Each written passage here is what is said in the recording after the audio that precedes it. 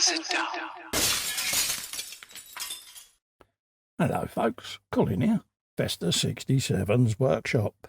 Welcome to issue number 30 of Legends of Ferrari, the die-cast 1/24 scale model collection from our good old mates over at DeAgostini, folks. Yes, if you would like to grab these for yourself and add this to your collection, head over to their website.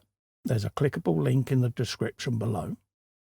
Pop, and you too can have these on your shelves. Right, this week we've got the Ferrari SF1000 from the year 2020, driven by Charles Leclerc, folks. Yes, good old Charlie.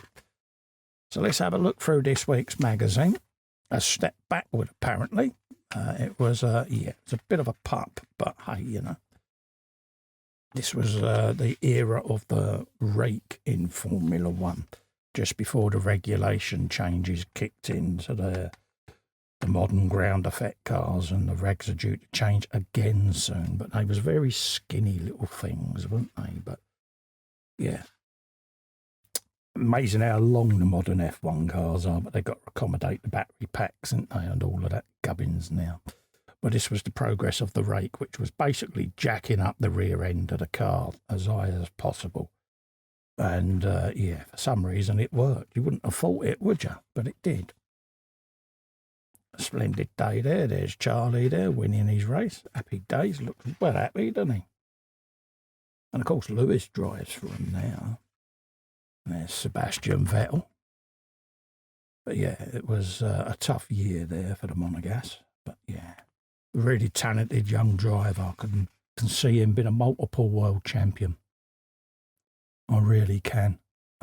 Something about him that you just think, yeah, you've got a prosperous career in front of you, young fella.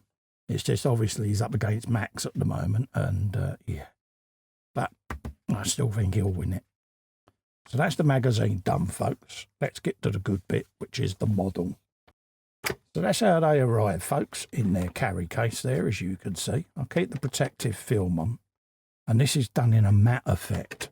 So let's get this out the case, folks, so that we can have a looky-loo, eh? And there you go, folks. Look at that. So we'll do our top-down view. Look how skinny she is. How thin that gets around there. But again, look at the floor. Still maintains that square shape. And this is where the rake came in, because the air would push this down. So, yeah, but look how many different aero features are added to this. Now, if you remember last time out, we had Niki Lauda's Ferrari 312 T2 in, and I was on about the chrome front and rear wings. Just imagine that all chromed out, couldn't you? Oh, especially with the modern one with the big curved sides going down. But anywho, I digress. But yeah, look at all the different aero bits poking out the sides there, winglets, vanes, etc. You've got them on the back there as well.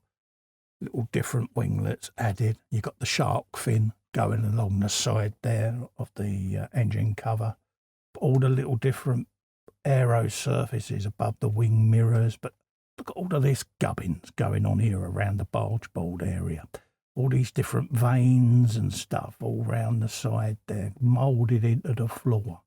All sculpted to drive air around this car, even embossed on the surfaces of the carbon fibre. When you're looking at it underneath with the cutouts there, it's all designed to scoop air in and out and suck the cars down. And look at all of this gubbins going on underneath the nose here.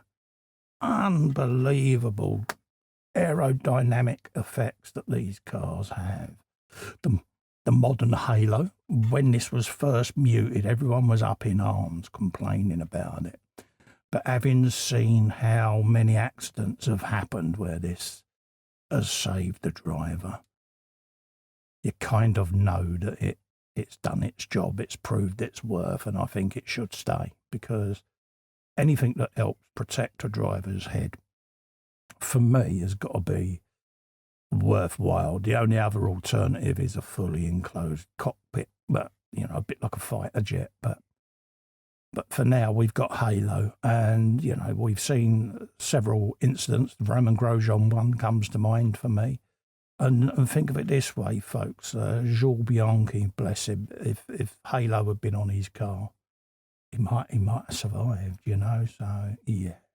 So it just lets you bring it into context, doesn't it? But I'll move on.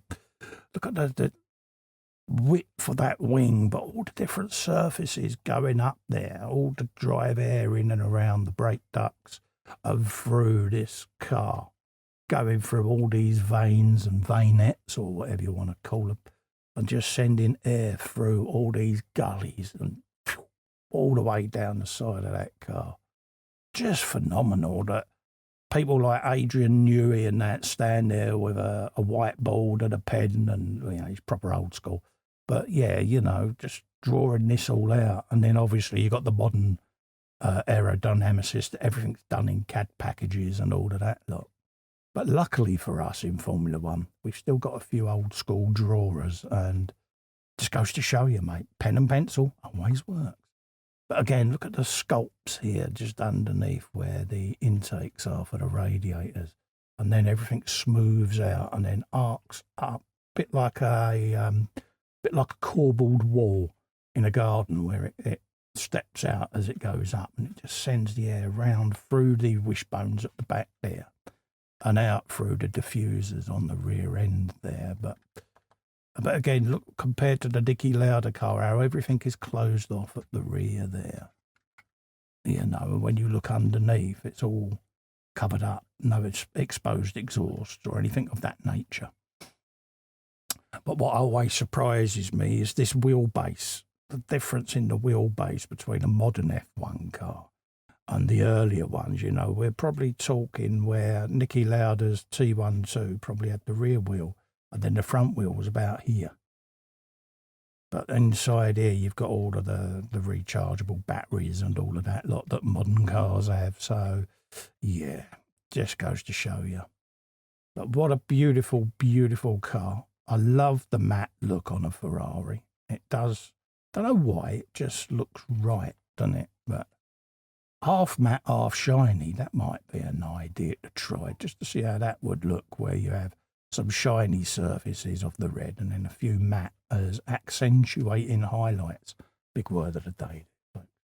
Look at that. Beautiful, beautiful, beautiful car.